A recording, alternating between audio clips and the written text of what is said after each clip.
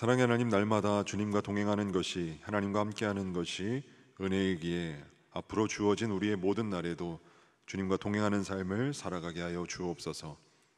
마치 공기가 없으면 숨을 쉬지 못하고 솟아나는 물이 없으면 살 수가 없는 것처럼 우리 모두가 하나님 없이는 단 한순간도 살아갈 수 없는 존재입니다. 때문에 날마다 하나님을 놓치지 않고 살아가게 하여 주옵소서. 예수님의 이름으로 기도드립니다. 아멘. 찬송가 433장 찬송하겠습니다.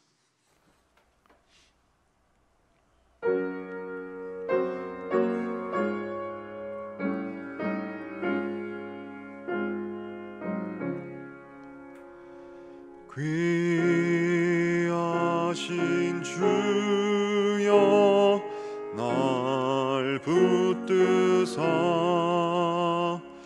주께로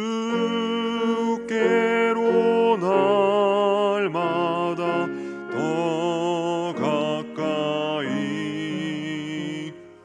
저 하늘 나라 나 올라가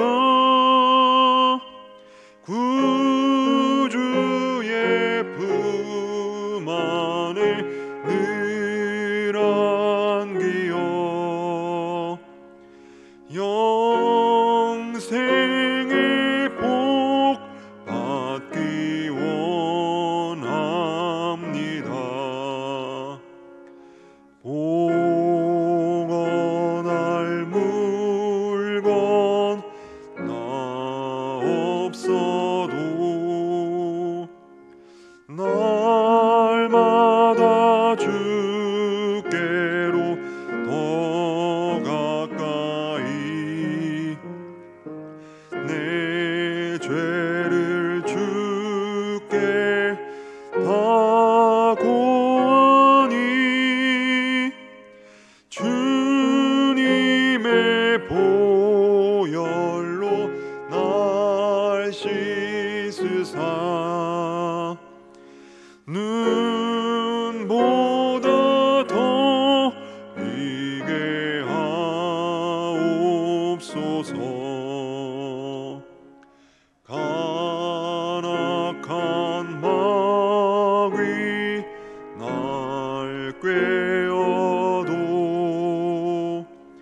주 예수 앞으로 더 가까이 이 세상 속한 그 허영심 또 추한 생각을 다 버리니 정결한 마음 내게 늘 주소서. 이 세상 내가 살 동안에 주께로 날마다 더 가까이 저 배는 천국 나 들어가 한없는 복락을 다 얻도록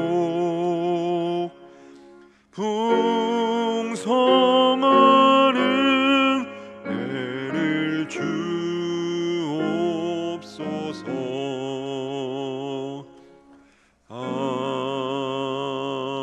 아멘.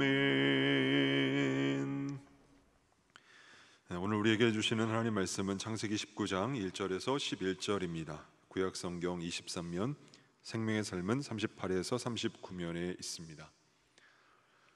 이제 하나님 말씀을 봉독합니다. 저녁 때에 그 두 천사가 소돔에 이르니 마침 롯이 소돔 성문에 앉아 있다가 그들을 보고 일어나 영접하고 땅에 엎드려 절하며 이르되 내 주여 돌이켜 종의 집으로 들어와 발을 씻고 주무시고 일찍이 일어나 갈 길을 가소서. 그들이 이르되 아니라 우리가 거리에서 밤을 새우리라. 롯이 간청함에 그제야 돌이켜 그 집으로 들어오는지라. 롯이 그들을 위하여 식탁을 베풀고 무교병을 구우니 그들이 먹으니라. 그들이 눕기 전에 그 성사람 곧 소돔 백성들이 노소를 막론하고 원근에서 다 모여 그 집을 애워싸고 롯을 부르고 그에게 이르되 오늘 밤에 내게 온 사람들이 어디 있느냐 이끌어내라 우리가 그들을 상관하리라. 롯이 문 밖에 무리에게로 나가서 뒤로 문을 닫고 이르되 청하노니 내 형제들아 이런 악을 행하지 말라.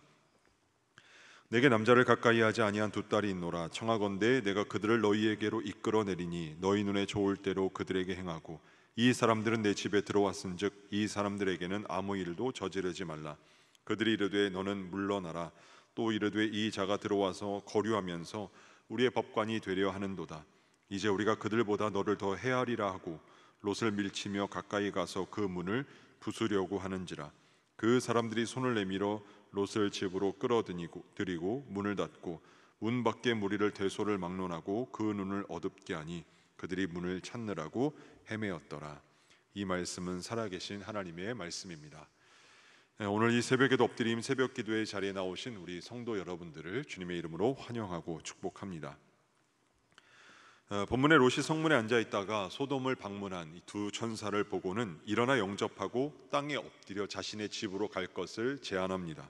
2절 말씀에 보면 이르되 내 주여 돌이켜 종의 집으로 들어와 발을 씻고 주무시고 일찍이 일어나 갈 길을 가소서. 하지만 이 롯의 제의에도 불구하고 두 천사는 거리에서 밤을 새우겠다고 이 롯의 제안을 거절합니다. 아마도 천사들은 밤새 거리에 있으면서 이 소돔 땅의 상태를 보다 세밀히 살펴보려고 한 것 같습니다. 이에 롯은 뜻을 굽히지 않고 간청합니다. 그제야 천사들은 롯의 집으로 들어갑니다. 롯이 그들을 집으로 들이고 식탁을 베풀고 무교병을 굽습니다. 롯에게는 당시 관습인 환대의 정신이 남아 있었기 때문에 이들을 맞이한 것이라고 볼 수도 있지만 비단 이 때문이라고 보기도 어렵습니다. 롯이 자신의 집으로 들어와 발을 씻고 주무시라고 했던 것, 그리고 롯의 제안에 천사들이 거리에서 밤을 새우겠다라고 한 것을 추측해 보면 아마 이 시기가 이때가 저녁이었을 것입니다. 롯은 천사들의 거절에 자신의 집으로 갈 것을 재차 제안합니다. 아마도 롯은 소돔 사람들이 가지고 있었던 음란과 행실을 잘 알고 있었기 때문에 혹은 이 천사들이 밤에 거리에 있다면 어떤 봉변을 당하게 될지 충분히 짐작했기 때문에 아마도 자신의 집으로 들어갈 것을 재차 간청했던 것으로 보입니다. 자, 이제 어떤 일이 벌어지는가? 이방인들이 롯의 집에 머물게 된 것을 소돔의 백성들이 그 주민들이 알게 되었습니다. 그러자 롯의 집으로 사람들이 몰려들었습니다. 그들은 롯에게 명령하듯 거칠게 말합니다. 5절 말씀입니다. 롯을 부르고 그에게 이르되 오늘 밤에 내게 온 사람들이 어디 있느냐 이끌어내라 우리가 그들을 상관하리라. 소돔 주민들은 천사들을 상관하려고 몰려들었습니다. 성경에는 관용적 표현들이 있는데요, 오늘 본문에 나오는 이 상관하리라 이 말은 성적인 관계를 의미하는 말입니다. 즉 이 소돔의 주민들은 소돔을 방문한 이들을 자신들의 성적 만족을 위한 대상으로 삼으려고 하였습니다. 롯은 이 소돔의 주민들을 향해 말합니다. 6절에서 8절입니다. 롯이 문 밖에 무리에게로 나가서 뒤로 문을 닫고 이르되 청하노니 내 형제들아 이런 악을 행하지 말라. 내게 남자를 가까이 하지 아니한 두 딸이 있노라. 청하건대 내가 그들을 너희에게로 이끌어내리니 너희 눈에 좋을 대로 그들에게 행하고 이 사람들은 내 집에 들어왔은즉 이 사람들에게는 아무 일도 저지르지 말라. 롯은 이 천사들 대신 자신의 딸들을 내주겠다고 이 백성들에게 말하지만 이 소돔의 백성들, 이 주민들은 잠잠하지 않습니다. 9절 말씀입니다. 그들이 이르되 너는 물러나라. 또 이르되 이 자가 들어와서 거류하면서 우리의 법관이 되려 하는도다. 이제 우리가 그들보다 너를 더 헤아리라 하고 롯을 밀치며 가까이 가서 그 문을 부수려고 하는지라. 이런 소동이 일어나려고 하자 천사들은 롯을 집 안에 들이고 문을 닫아버립니다. 그리고 문 밖에 모든 무리들을 대소를 막론하고 눈을 어둡게 하였습니다. 소돔의 주민들은 문을 찾느라고 헤매게 되었습니다. 소돔 주민들이 롯과 자신들을 해할 수 없도록 하였습니다. 여러분이 소돔과 고모라의 타락한 상태가 보이십니까? 저들의 상황이 심각하다고 생각되는 것은 소돔을 방문했던 이 사람들을 상관하겠다고 참여한 가운데 그 주민들 가운데 누가 섞여 있었는가? 4절 말씀에 보면 노소를 막론하고, 또 11절 말씀에 보면 대소를 막론하고, 이 일에 참여한 사람들 가운데는 노인과 어린아이까지 있었다는 사실이 충격적입니다. 그리고 모인 숫자를 보면 그 집을 에워싸고라고 말합니다. 노인에서 어린아이까지 몇몇 사람 정도가 모인 것이 아니라 집을 에워쌀 만큼 많은 사람들이 모였다는 것입니다. 이 소돔과 고모라의 악행은 사회 전체에서 그치질 않았습니다. 이와 같은 일들은 롯의 가정에도 스며들게 되었습니다. 창세기 19장 30절 이하에 보면 후일 롯은 소돔의 멸망 가운데서 구원을 받습니다. 29절 말씀에 보면 하나님이 그 지역의 성을 멸하실 때, 곧 롯이 거주하는 성을 엎으실 때에 하나님이 아브라함을 생각하사 롯을 그 엎으시는 중에서 내보내셨더라. 롯이 두 딸과 함께 소알에서 나와 산에 올라가 거주합니다. 산에 올라가 그 굴에 있는 곳으로 피신을 합니다. 그런데 이때에 큰 딸이 작은 딸에게 제안을 합니다. 말씀에 보면 우리 아버지는 늙으셨고 온 세상의 도리를 따라 우리의 배필될 사람이 이 땅에는 없으니 우리가 우리 아버지에게 술을 마시게 하고 동침하여 우리 아버지로 말미암아 후손을 이어가자. 그날 밤이 되었습니다. 그들이 롯에게 무엇을 하는가? 술을 마시게 합니다. 그리고 큰딸이 아버지와 잠자리를 같이 합니다. 이튿날이 되었습니다. 그들이 롯에게 술을 마시게 합니다. 이번에는 작은 딸이 아버지와 잠자리를 같이 합니다. 그리고 롯의 두 딸은 아버지로 말미암아 임신을 하게 되었습니다. 물론 술에 취한 롯도 온전치 않았지만 자신들의 배필될 사람이 없다는 이유로 두 딸은 서슴지 않고 아버지를 범했습니다. 이는 롯의 두 딸들의 생각이, 그들의 행동이 소돔과 고모라에 사는 동안 이미 그들의 사고방식과 생활에 중독되어 있었다는 것을 잘 보여줍니다. 자동차가 너무 지저분해서 아침에 손세차를 한 적이 있었습니다. 특별히 이제 겨울에 그런 일을 행했던 적이 있었는데요. 영하의 매서운 날씨에 칼바람이 옷깃을 계속해서 파고들었습니다. 손세차를 위해 차에 물을 끼얹으면 얼마 되지 않아 차가 얼어버릴 정도였습니다. 그럼에도 불구하고 찬물에 맨손을 담그면 과연 이 날씨에 세차가 가능할까라는 생각과 함께 과감히 시도했습니다. 바람이 계속 부니까 눈물을 흘리며 세밀하게 차체의 외장을 닦았습니다. 세차를 다 한 뒤에 마음속에 있는 근심도 함께 씻겨 내려져 가는 것 같았습니다. 뿌듯한 마음과 함께 집안 화장실에 들어가 손을 닦는데 손이 시릴까 해서 온수를 틀었습니다. 그런데 그 온수의 뜨거운 물을 견딜 수 없어 차가운 물로 돌려 틀었습니다. 입고 있었던 두꺼운 점퍼도 벗었습니다. 그래도 몸에는 열기가 가득했습니다. 바깥의 날씨는 추웠던 날씨가 아직도 그대로인데 세차를 하는 동안 제 몸이 데워져 있던 것입니다. 그것이 뜨거운 물도 필요 없게끔 만들었습니다. 사랑하는 여러분, 지금까지 살아가면서 누구나 다 세상이 확연하게 바뀌길 원합니다. 자신의 남편과 아내를 향해 변화되기를 끊임없이 소망합니다. 직장이 달라지기를 원하고 교회와 사회가 변화되길 원합니다. 그러면서 다시 자신에게 주어진 하루의 일과가 시작되면 변화되길 원하는 그곳이 별 수 없다고, 똑같이 돌아간다고 체념합니다. 그와 같은 이유가 무엇인가? 세상이 아니라 세상에서 살아가는 내가 다시 제자리이고 내가 달라지지 않았기 때문입니다. 사람이 달라지지 않으면 세상은 달라지지 않습니다. 지금이나 내년이나 크게 다를 것이 없습니다. 왜냐하면 내가 아무것도 하지 않기 때문입니다. 세상은 쉽게 변하지 않습니다. 여러분 주변의 환경, 사람, 심지어는 교회에도 마찬가지일 것입니다. 하지만 자신이 달라지면 이전에 느껴왔던 상처나 아픔의 무게도 다르게 받아들여집니다. 예수님께서는 금식하신 후에 시장하셨습니다. 말씀해 보니 40일을 밤낮으로 금식하신 후에 줄이신지라. 또한 늘 길을 떠나시는 예수님께서는 고단하셨습니다. 요한복음 말씀해 보면 거기 또 야곱의 우물이 있더라. 예수께서 길을 가시다가 피곤하여 우물 곁에 그대로 앉으시니 때가 6시쯤 되었더라. 예수님께서는 제자들이 흔들어 깨울 만큼 깊은 잠에 드시기도 하셨습니다. 예수님께서 세상에 오실 때 인간의 몸을 입고 오셨습니다.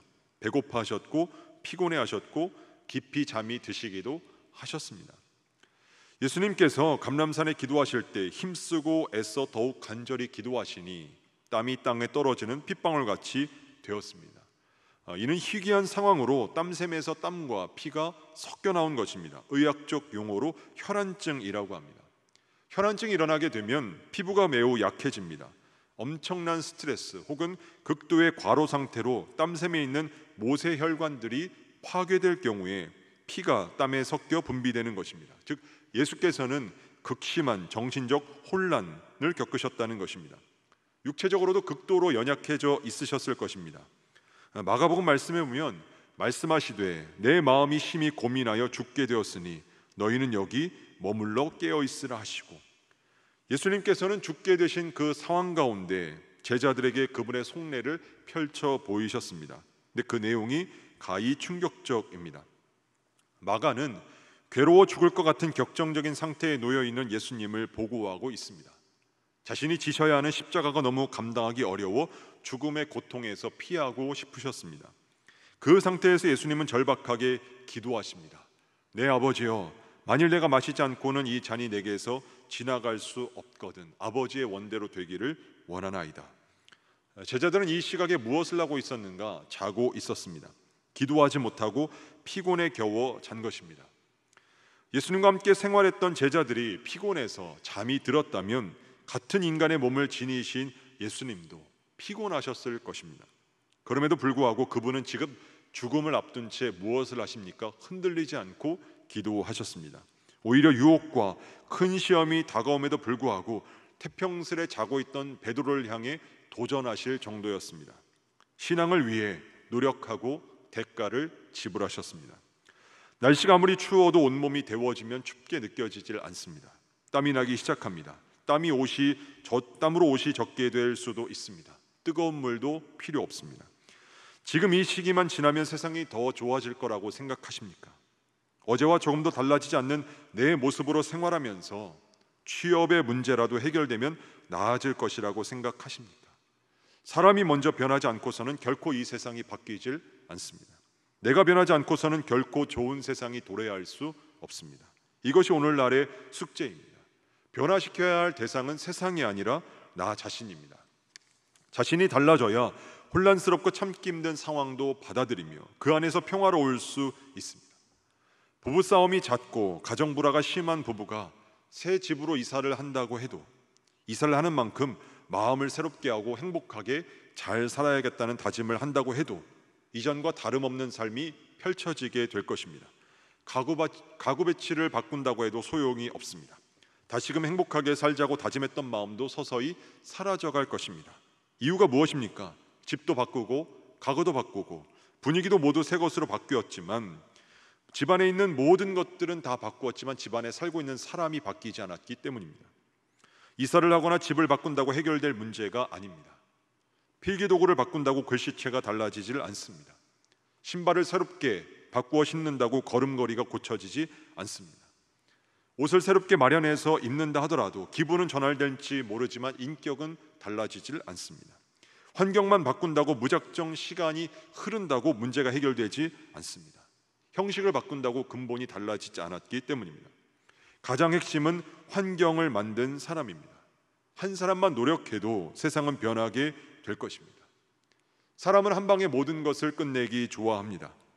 경제가 어려울수록 사행 심리를 부추기는 복권이나 로또, 도박이 식을 줄 모르는 인기를 과시합니다.